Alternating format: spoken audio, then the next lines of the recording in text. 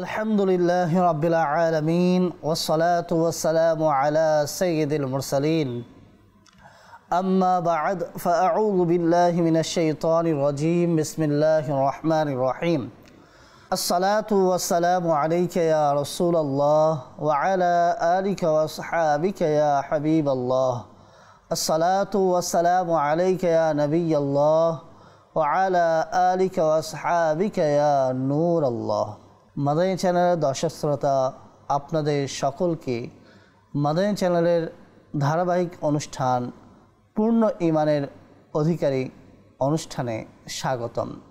আলহামদুলিল্লাহি আজ্জা ওয়া জাল, এই অনুষ্ঠানের মাধ্যমে আমরা জানতে পারি আল্লাহ তাআলার মকবুল বান্দা হওয়ার বিভিন্ন পদ্ধতি সম্পর্কে। এই অনুষ্ঠানের মাধ্যমে আমরা জানতে পারি একজন পূর্ণ ঈমানের অধিকারী ব্যক্তির মাঝে কি কি ধরনের গুণ বিদ্যমান থাকে।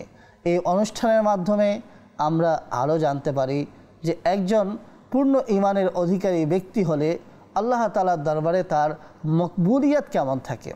এইভাবেই আমরা জানতে পারি যারা পূর্ণ ঈমানের অধিকারী হয় তাদের আদর্শ শুধুমাত্র রাসূলুল্লাহ সাল্লাল্লাহু আলাইহি ওয়াসাল্লাম এবং রাসূলুল্লাহ সাল্লাল্লাহু আলাইহি ওয়াসাল্লামের পছন্দনীয় সাহাবায়ে কেরাম এবং প্রিয় উম্মতগণ হয়ে থাকেন। যারা পূর্ণ ঈমানের অধিকারী হয় তারা নিজের নফসের চাহিদা অনুযায়ী যাকে তাকে নিজের আদর্শ, নিজের আইডল বানান না। এই বিষয়গুলো আমাদেরকে খেয়াল রাখতে হয়। এই অনুষ্ঠানের মাধ্যমে আমরা যা শিখব তা শোনার মধ্যে সীমাবদ্ধ রাখব না, বরং এই অনুষ্ঠানের মাধ্যমে আমরা যা জানতে পারবো তা নিজের জীবনে বাস্তবায়ন করব। নিঃসন্দেহে পূর্ণ ঈমানের অধিকারী ব্যক্তির আলোচনা, প্রশংসা আমরা যখন শ্রবণ করি একজন মুমিন হিসাবে আমাদের অন্তরের মধ্যে আনন্দ, উৎফুল্লতা বেড়ে যায়। কতই না ভালো হবে যদি আপনি আমিও পূর্ণ ঈমানের অধিকারী ব্যক্তিদের তালিকাভুক্ত হতে পারি, আল্লাহ তাআলার মকবুল বান্দা হতে পারি, রাসূলুল্লাহ সাল্লাল্লাহু আলাইহি ওয়াসাল্লামের প্রিয় উম্মতদের তালিকাভুক্ত হতে পারি। অবশ্যই এটা আমাদের জন্য অত্যন্ত সৌভাগ্যের বিষয় হবে।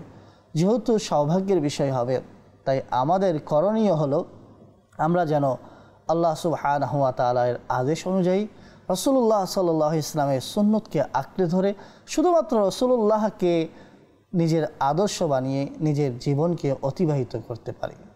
যাকে তাকে নিজের নফসের চাহিদা অনুযায়ী কখনোই যেন আমরা নিজের আইডল হিসাবে নির্বাচিত না করি। কেননা আপনি আমি আল্লাহ তাআলার বান্দা। কে আল্লাহ তাআলার দরবারে কোন পর্যায়ের মকবুল, এটা আপনি আমি নিজে থেকে নির্বাচিত করতে পারে না।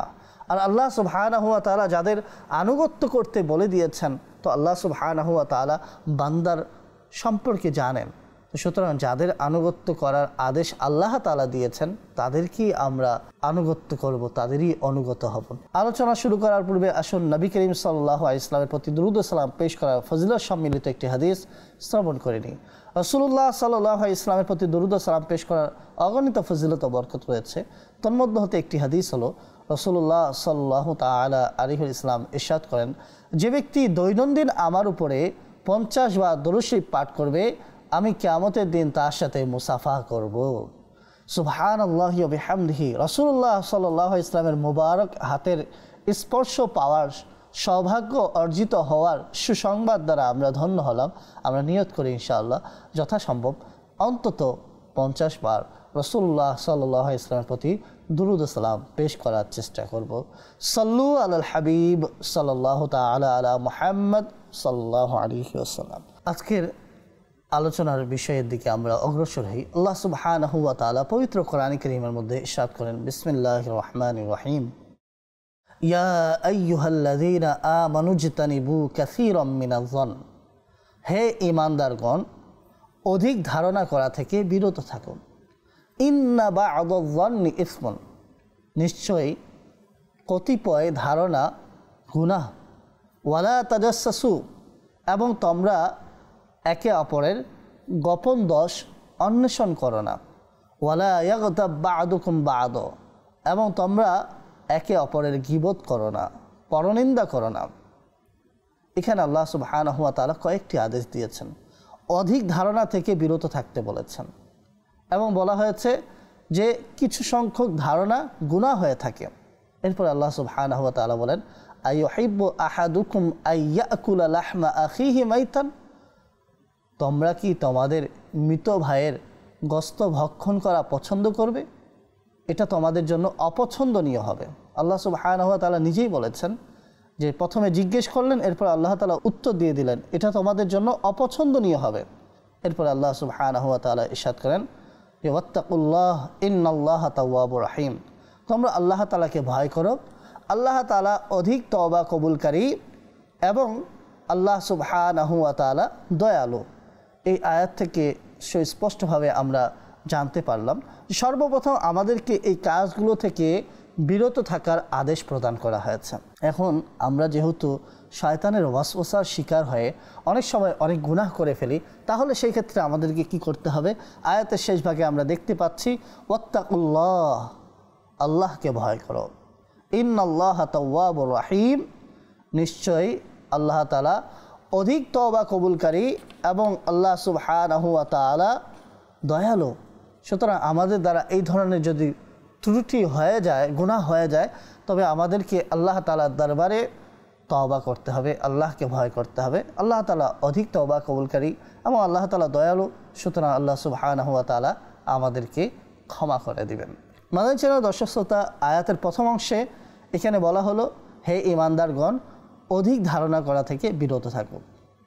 এখানে যে আল্লাহ সুবহানাহু ওয়া তাআলা অধিক ধারণা থেকে বিরত থাকতে বললেন, কেননা কিছু সংখ্যক ধারণা এমনই রয়েছে যা ধারণা করলেই গুনাহ হয়। সুতরাং সতর্কতা এটাই যে ধারণা করা থেকে বিরত থাকা।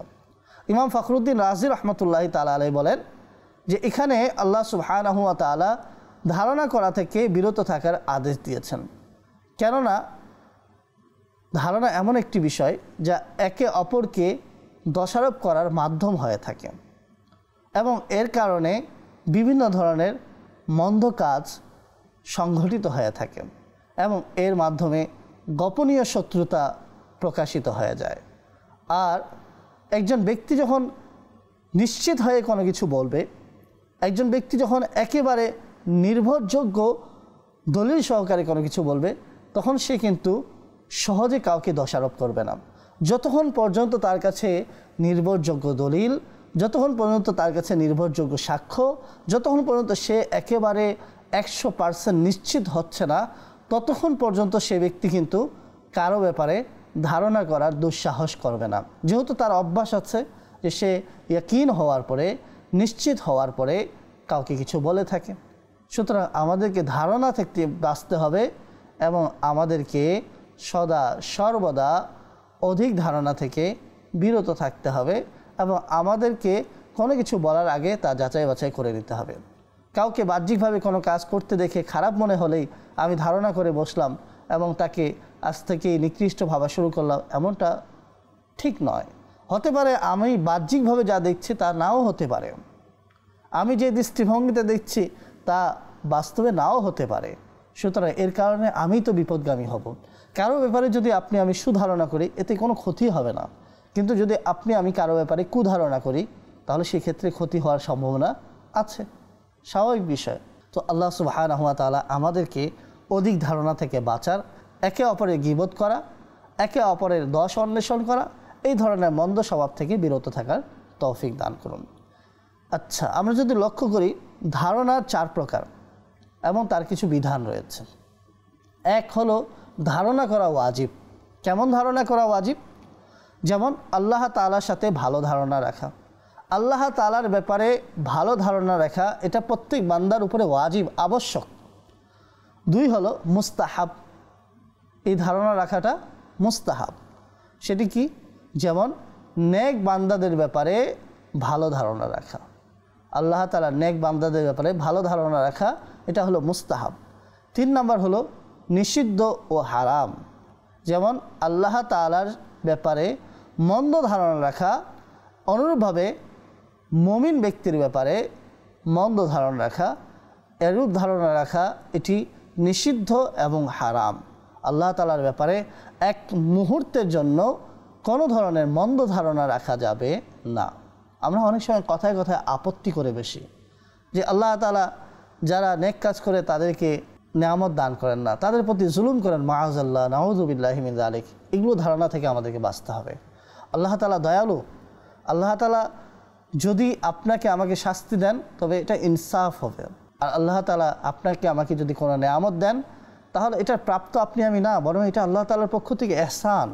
কেননা আল্লাহ তাআলা হিসাব নিলে, আল্লাহ তাআলা যদি আপনার আমার আমলের হিসাব অনুযায়ী আপনাকে আমাকে দান করেন তাহলে সেই ক্ষেত্রে আপনি আমি তো একেবারে হতভাগা হয়ে যাব, কারণ আপনার আমার দ্বারা দৈনন্দিন একের পরে এক গুনাহ হয়েই যাচ্ছে। সুতরাং আপনাকে আমাকে একেবারে সতর্ক থাকতে হবে। মাদানী চ্যানেলের দর্শক শ্রোতা, আরেকটি ধারণা হলো জায়েজ। যেমন যে প্রকাশ্যে গুনাহ করে তার ব্যাপারে মন্দ ধারণা চলে আসা, এটা জায়েজ আছে। যেমন যে ব্যক্তি শরাব পান করে, মদ পান করে, এখন সে মদ পান করতে অভ্যস্ত, তাকে আপনি দেখলেন যে সে মদের দোকানে যাচ্ছে, সেক্ষেত্রে আপনি এই ধারণা করলেন যে সে হয়তো মদ কিনবে এবং মদ পান করবে, এই ধারণা আসতে পারে, এই ধারণা জায়েজ আছে। তো হযরত সুফিয়ান সাউরি রাহমাতুল্লাহি তাআলা আলাইহি বলেন যে ধারণা দুই প্রকারের হয়, একটি হলো অন্তরের মধ্যে আসে এবং মুখ থেকেও বের হয়ে যায়। যদি এরূপটি কোনো মুসলমানের সাথে করা হয় তাহলে গুনাহ হবে, মন্দ বিষয়। দ্বিতীয়টা হলো অন্তরে আসে তবে জিহ্বা দ্বারা উচ্চারণ করে না, যদিও এটা গুনাহ নয় তবে এর থেকেও হৃদয়কে পবিত্র রাখা আবশ্যক। এখান থেকে আমরা বুঝতে পারলাম যে ধারণা দুই প্রকারের হয়ে থাকে, একটা হৃদয়ের মধ্যে আসে এবং মুখ থেকে উচ্চারিত হয়। যদি সেটি মন্দ হয় এবং কোনো মুসলমানের ব্যাপারে হয়ে থাকে, কোনো মুমিনের ব্যাপারে হয়ে থাকে, তাহলে অবশ্যই এটি গুনাহের কাজ হবে। আর যদি হৃদয়ের মধ্যে কোনো ধারণা আসলো কিন্তু মুখ দ্বারা উচ্চারিত করা হলো না, তবে সেটি গুনাহ তো নয়, কিন্তু তারপর হৃদয়কে এই ধরনের ধারণা থেকেও বিরত রাখা আবশ্যক। কেন? কেননা অন্তরের মধ্যে যখন ধারণা আসতে শুরু করবে, একদিন না একদিন মুখ থেকে উচ্চারিত হওয়া শুরু হয়ে যাবে। এজন্য আমাদেরকে মন্দ স্বভাব শুরু হওয়া মাত্রই সেটাকে প্রত্যাখ্যান করতে হবে, সেটা থেকে বিরত থাকতে হবে। সদর শরিয়া মুফতি আমজাদ আলী আজমি রহমতুল্লাহি তাআলা বলেন, নিশ্চয়ই মুসলমানের ব্যাপারে কুধারণা করা হারাম। তবে হ্যাঁ, কোনো ধরনের যদি কোনো প্রকারের ইঙ্গিত পাওয়া যায়, আলামত পাওয়া যায়, সেই ক্ষেত্রে আবার করা যেতে পারে, তখন আবার হারাম হবে না। যেমন কাউকে বারবার মদের দোকানে কিংবা মদ তৈরির স্থানে যাওয়া আসা করতে দেখলো এবং গুমান করলো, ধারণা করলো যে সে হয়তোবা মদ পান করে, তো সেই ক্ষেত্রে ধারণাকারীর কোনো দোষ নেই, বরং যে বারবার মদ তৈরির স্থানে যাচ্ছে তারই দোষ হবে এটি। এরপরে যদি আমরা লক্ষ্য করি, সদরুল আফাজিল মুফতি নাঈমউদ্দিন মুরাদাবাদী রহমতুল্লাহি তাআলা বলেন, মুমিন নেককার ব্যক্তির ব্যাপারে মন্দ ধারণা করা, কুধারণা করা, এটা একেবারে নিষিদ্ধ। অনুভাবে তার কোনো কালাম শুনে, তার কোনো বাক্য শুনে সেটার অপব্যাখ্যা করা বা খারাপ অর্থ নেওয়া, এতটা সত্য যে তার ভালো অর্থ আছে এবং সেটা ভালো অর্থটা মুসলমানদের অবস্থার অনুযায়ী, তাহলে এটাও মন্দ ধারণা, কুধারণার অন্তর্ভুক্ত। বিষয়টি এইরূপ যে মনে করেন যে মুসলমান একটি কথা বলল, সেই কথাটির দুইটি অর্থ হতে পারে, একটি ভালো অর্থ আর একটি খারাপ অর্থ। ভালো অর্থটি মুসলমানের শানের অনুযায়ী হচ্ছে, কিন্তু সেই অর্থটি বাদ দিয়ে যদি খারাপ অর্থটি নেওয়া হয় তাহলে সেটিও কিন্তু কুধারণার অন্তর্ভুক্তই হবে। কেন? কেননা সে একটি কথা বলেছে, তার তো ভালো অর্থও আছে এবং ভালো অর্থটি মুসলমানের অনুযায়ী হচ্ছে, তাহলে সেটাকে বাদ দিয়ে আপনি আমি কেন খারাপ ধারণা নিব? যেহেতু খারাপ ধারণা নিলে আপনি আমি কুধারণাই পড়ে যাচ্ছি, এই জন্য এটাকে কুধারণা বলা হয়েছে। দ্বীন-এ ইসলাম এমন একটি শান্তির বার্তাবাহক যা অতুলনীয়। আমরা ইসলামে দেখতে পাই, খুঁজে পাই, ইসলাম সবসময় শান্তির বার্তা দেয়। ইসলাম মুসলমানদের মাঝে একে অপরের মাঝে সহানুভূতিশীল হওয়ার, সম্পর্ক গড়ে তোলার, সম্পর্ক অটুট রাখার বিধান শিখিয়ে দেয়। ইসলামের মাঝে রয়েছে একজন মুসলমানের হক, একজন মুসলমানের যা হক রয়েছে, মর্যাদা রয়েছে, সেগুলোকে বাস্তবায়ন করা। ইসলাম আমাদেরকে শিক্ষা দিচ্ছে গুনাহমুক্ত জীবনযাপন করার। ইসলামের মাঝে রয়েছে সুন্দর সমাজ গড়ে তোলার। এই ইসলাম আপনাকে আমাকে সফল পথ দেখিয়ে দিচ্ছে, শুধুমাত্র আপনাকে আমাকে সেই পথের পথিক হতে হবে। আপনাকে আমাকে ইসলামের সুবাস নেওয়ার যোগ্য হতে হবে, তাহলেই আপনি আমি সফল হতে পারবো। মাদানী চ্যানেলের দর্শক শ্রোতা, এখানে যে কয়েকটি বিষয় আয়াতের মধ্যে উল্লেখ করা হয়েছে, আমরা যদি এগুলো থেকে বিরত না থাকতে পারি তাহলে আমাদের সমাজ, আমাদের পরিবার, আমাদের দেশ কখনো শৃঙ্খলাবদ্ধ হবে না, কখনো শান্তি বজায় থাকবে না, সর্বদা অশৃঙ্খলা ভুক্ত থাকবে, সর্বদা সমাজের মাঝে বিশৃঙ্খলা বিস্তার লাভ করবে। এই জন্য আপনাকে আমাকে ইসলামের বাণীগুলো নিজের মনে গেঁথে নিয়ে নিজের জীবনে বাস্তবায়ন করতে হবে। তাহলে আমরা গড়ে তুলতে পারবো একটি সুশৃঙ্খল সমাজ, এবং আমাদের সমাজের মাঝে থাকবে একে অপরের প্রতি ভালোবাসা এবং একে অপরের প্রতি শ্রদ্ধা ও স্নেহ। সুতরাং আমরা ইসলামের মাঝেই সব কিছু খুঁজে পাব। ইসলাম একটি পূর্ণাঙ্গ জীবন ব্যবস্থা। সুতরাং আপনাকে আমাকে মর্যাদা খোঁজার জন্য, শৃঙ্খলা খোঁজার জন্য, স্বাধীনতা খোঁজার জন্য অন্য কোনো দিকে দৃষ্টিপাত করতে হবে না। সব কিছু ইসলামের মাঝে বিদ্যমান রয়েছে। আলহামদুলিল্লাহ, আমরা এমন একটি দিন অনুসরণ করি, তো আল্লাহ তাআলার দরবারে মকবুল ইসলাম হলো আমাদের দিন। এটা আপনার আমার জন্য সৌভাগ্যের বিষয়। এখানে কুধারণা থেকে বিরত থাকার কথা বলা হচ্ছে, কেননা কুধারণার মাধ্যমে কিন্তু একে অপরের হক নষ্ট হয়। একে অপরের প্রতি মন্দ ধারণা আসার কারণেই একে অপরের প্রতি সম্মানবোধ কমে যায়। এভাবে যদি আমরা আল্লাহ সুবহানাহু ওয়া তাআলা এর আরেকটি বাণী লক্ষ্য করি, আল্লাহ সুবহানাহু ওয়া তাআলা ইরশাদ করেন, ওয়ালা তাকফু মা লাইসা লাকা বিহি ইলম ইন্নাস সামআ ওয়াল বাসারা ওয়াল ফুআদা কুল্লু উলাইকা কানা আনহু মাসউলা। এবং সেই বিষয়ের পিছনে লেগো না যেই বিষয়ে তোমার জ্ঞান নেই, অর্থাৎ যেই বিষয়ে তোমার জ্ঞান নাই সেই বিষয়ে তুমি ব্যস্ত হও না, সেই বিষয়ের পিছনে তুমি লেগো না। এরপরে বলা হচ্ছে কি, নিশ্চয় কান, চোখ এবং হৃদয়, অন্তর, এই সবগুলোর ব্যাপারে প্রশ্ন করা হবে। সুতরাং এগুলো দ্বারা আমরা কি ধারণা করছি, এগুলো দ্বারা আমরা কি দেখছি, আমাদেরকে একটু খেয়াল রাখতে হবে। এই চোখের ব্যাপারেও আপনাকে আমাকে প্রশ্ন করা হবে। সুতরাং আমি এই চোখ দ্বারা কি দেখছি সেটা খেয়াল রাখতে হবে। এই কান দ্বারা আমি কি শুনছি সেই বিষয়ে আপনাকে আমাকে জিজ্ঞেস করা হবে। সুতরাং আপনাকে আমাকে সতর্ক সচেতন হতে হবে। হযরতে আবু হুরায়রা রাদিয়াল্লাহু তাআলা আনহু থেকে বর্ণিত রয়েছে, নবী করিম সাল্লাল্লাহু তাআলা আলাইহি ইসলাম ইরশাদ করেন যে নিজেকে কুধারণা থেকে সুরক্ষিত রাখো, কেননা কুধারণা করা এটা একেবারে নিকৃষ্ট মিথ্যা। একে অপরের বাহ্যিক এবং অভ্যন্তরীণ দোষ ত্রুটি অন্বেষণ করা থেকে বিরত থাকতে বলা হয়েছে, এবং বলা হয়েছে লোভ লালসা না করতে, হিংসা বিদ্বেষ না করতে, একে অপরের প্রতি একেবারে ঘৃণিত আচরণ না করতে বলা হয়েছে। এবং বলা হয়েছে যে আল্লাহ তাআলার বান্দা ভাই ভাই হয়ে যাও। এটি হলো হাদিসের ভাবার্থ। মুসলিম শরীফের হাদিস। এখানে নবী করিম সাল্লাল্লাহু আলাইহি ওয়াসাল্লাম আমাদেরকে কয়েকটি বিষয় শিক্ষা দিলেন, যে কখনো পরনিন্দা গীবত করো না। এই হাদিস থেকে আমরা কয়েকটি শিক্ষা পাই। এখানে বলা হয়েছে যে নবী করিম সাল্লাল্লাহু আলাইহি ওয়াসাল্লাম আমাদেরকে কুধারণা করা, মন্দ ধারণা থেকে বিরত থাকতে বললেন। কেননা মন্দ ধারণা করা এটি একটি মিথ্যা, নিকৃষ্ট মিথ্যা। এভাবে বলা হলো যে কারো যেন অভ্যন্তরীণ ও বাহ্যিক দোষ ত্রুটি অন্বেষণ করা না হয়। অনুরূপভাবে আমাদেরকে লোভ লালসা করতে নিষেধ করা হলো, হিংসা বিদ্বেষ করা থেকে বিরত থাকতে বলা হলো।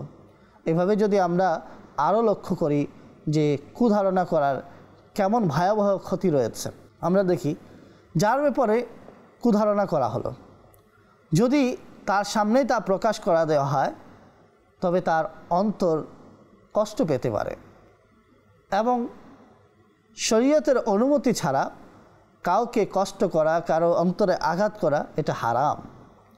এভাবে যদি আমরা আরও লক্ষ্য করি, যদি কারো অনুপস্থিতিতে, প্রথম তো হলো কারো সামনেই তার কি করা হলো, তার দোষ বয়ান করা হলো, তার ব্যাপারে কুধারণা করা হলো, তাহলে সেটার ক্ষতি তো আমরা শুনলাম এবং সেটি হারাম জানলাম।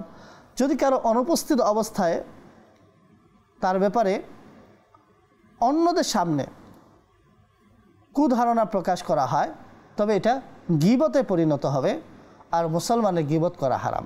যেমন আপনি জায়েদের ব্যাপারে কুধারণা করছেন, কিন্তু জায়েদ সামনে নাই, আপনি বকর, আমর ইত্যাদি ব্যক্তিগণের সামনে জায়েদের ব্যাপারে কুধারণা করছেন, যার ব্যাপারে কুধারণা করছেন সে আপনার মজলিসে উপস্থিত নাই, অনুপস্থিত, তাহলে এটি গীবতে পরিণত হবে, আর গীবত করা এটা একেবারে হারাম কাজ।